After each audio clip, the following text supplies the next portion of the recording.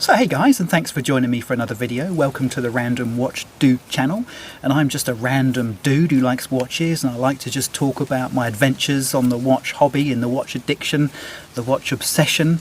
And today guys, I want to talk to you about a recently acquired watch, and that is a Panerai. So it's the first time that I've actually owned a Panerai. I recently bought the Panerai Luminor PAM 01085, sometimes referred to as the Blue Mare. Got it on my wrist today. Wonderful watch guys, I love this watch, and what I wanted to do in this video is talk about Panerai, not necessarily just as a review of this watch, but as a review or my opinion of the brand, my review of the brand now that I'm actually a Panerai owner. I want to talk to you about my thoughts about Panerai and maybe change your mind about Panerai.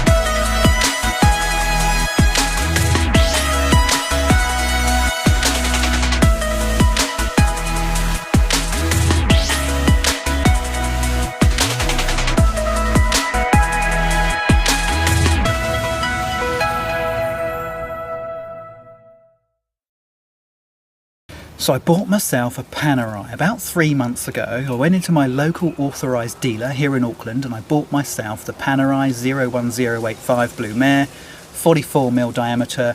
Whilst I'm making this video, you'll actually see that I've interrupted it with some just close-up shots of the watch itself, so I won't go into the details about the specs or show you any close-ups of the watch in this particular part of the video. But what I want to do is just talk about my perception of Panerai before I owned a Panerai and my perception now that I own a Panerai. So my perception of Panerai before I owned them was A, they are too big for me because all of their watches appear to be 44mm or 45mm diameter.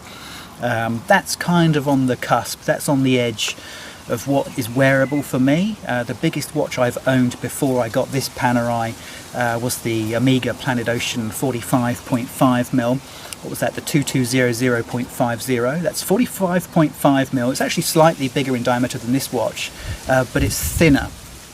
And I thought to myself, I never quite bonded with the 45.5mm and that kind of range of watch. Even though I've got a 7.2 inch wrist, I think I can carry that size off, but it never felt all that comfortable, and it always felt a little bit ungainly, maybe a little bit top heavy on the wrist at times as well, even with the bracelet.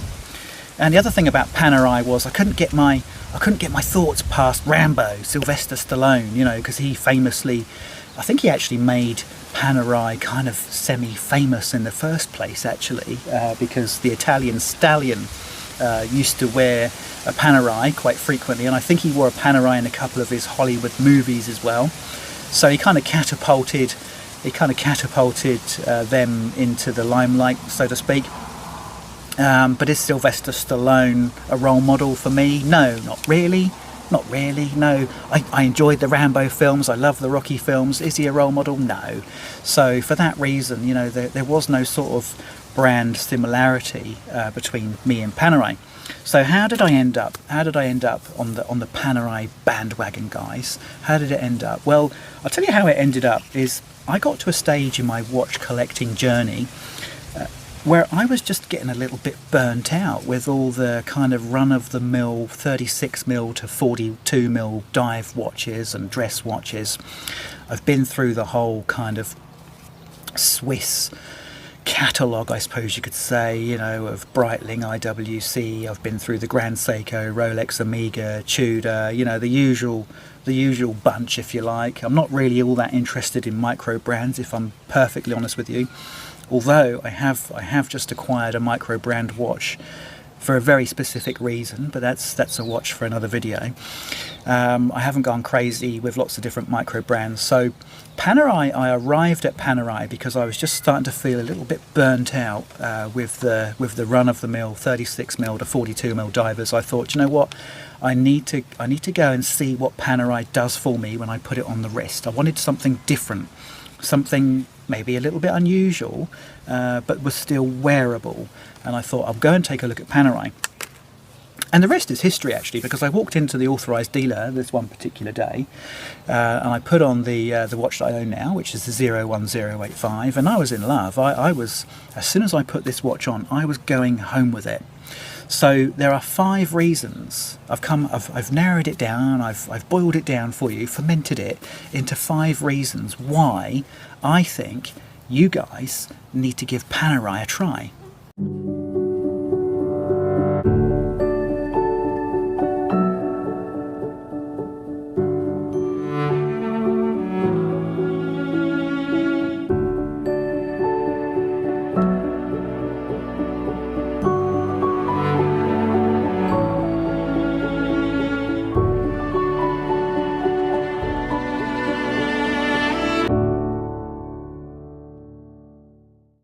Okay, so reason number 1, guys, reason number 1 why the Panerai is worth a try, is that they are an unashamedly big watch. You know, this watch is no shrinking violet, is it? Now, before you go saying, oh, but I've only got a 6.5-inch wrist, I'll never pull off that 44mm Panerai Luminor, think again. Go into the AD and try it on. There is something very special about the Panerai's dimensions. I personally think that they're a bit of an illusion. So although this watch is a 44mm diameter watch, and yes, you can see even right here, it looks like a huge watch. And I've got a 7.2-inch wrist, so it's not tiny, it's like a medium-sized guy's wrist, I suppose, and it does look big. It's a 44mm diameter watch, and of course you've got the added 6 or 7 millimeters there of crown guard, which is basically just another chunk of metal sitting out the side. But there is something unashamedly okay about the Panerai's dimensions. I don't know what it is exactly, but when you put on the Panerai, it kind of feels like it's supposed to feel big, if that makes sense. It's not a watch that is trying to be a small watch, but for some reason it was just designed badly, and you know, in order to get the movement in, they had to make the watch case larger. No, this watch is unashamedly big, and until you actually put it on your wrist, you don't really fully appreciate that. Which takes me to point number 2, because point number 2 kind of is aligned, you know, with the strangely large but comfortable dimensions of the Panerai, and that is the very unique design. So there isn't a lot about the Panerai which is copied by anybody else. You know, it's got this huge dial with not an awful lot going on it. And usually with a large dial that doesn't have a lot on it, it can feel a little bit too spacious and a little bit empty.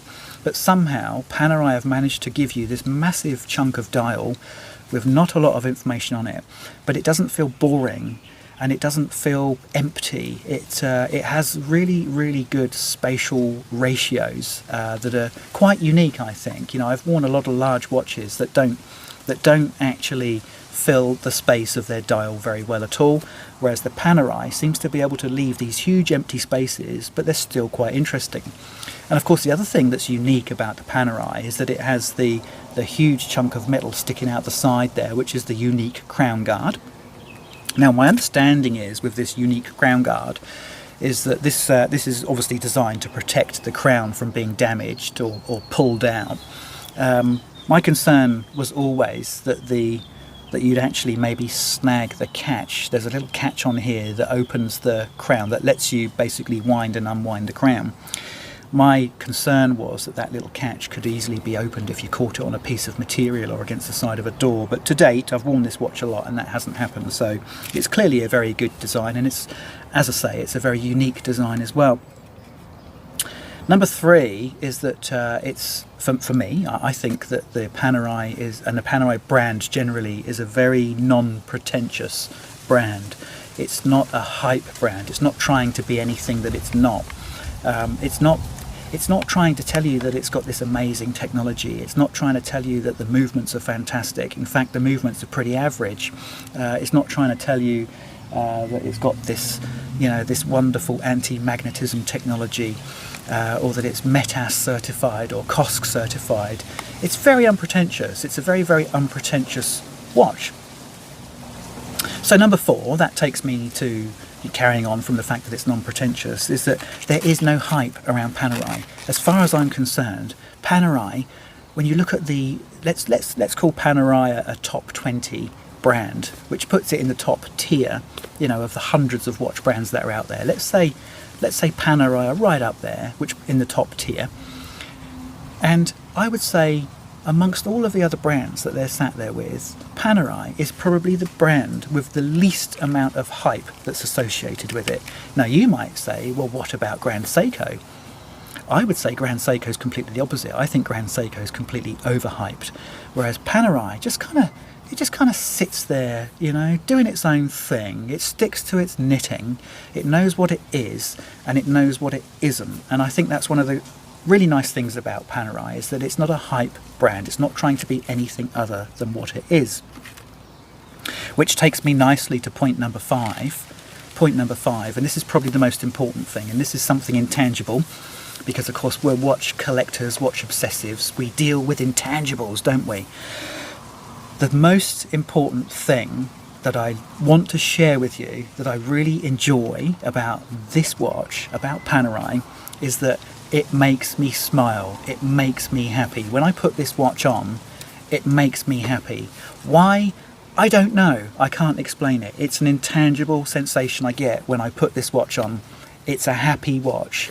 And I think maybe one of the things about it is that it's a non-hype watch. I don't feel pressure as soon as I put it on. Like when you put your Rolex on, or even your Omega or your IWC, you feel a little bit of social pressure, don't you? You think, oh, well, I'm wearing my Seamaster today, so I've got to act like a Seamaster wearer.